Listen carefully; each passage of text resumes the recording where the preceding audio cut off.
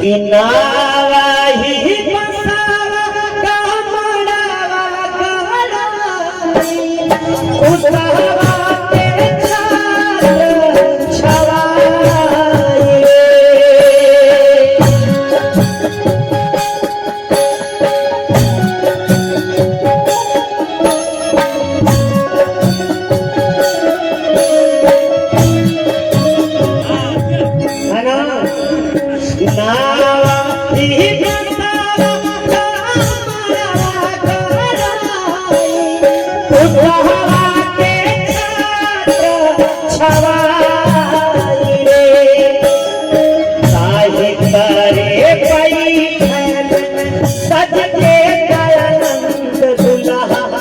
तारे गई सजी के रामानंद दुल्हा बाबा के अंगना दिया रे बाबा के अंगना दिया रे।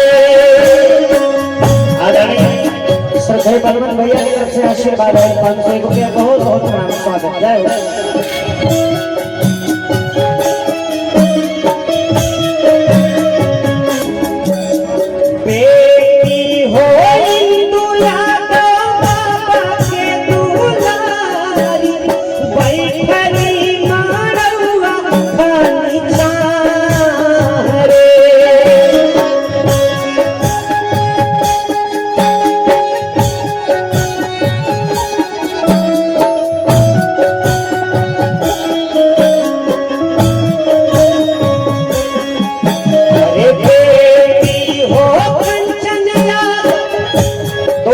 और दो जोड़े एक रामानंद यादव हिंदू यादव और एक बड़े भैया दयानंद यादव कंचन बेटी हो कंचन बाबा के दुलारी बैठली मारवा खान छारे चौका पुराई चौका पुराई अम्मा बोती बोती खबरी के हो कहेला दोनों बारे बाबा के अंगना दिया रे।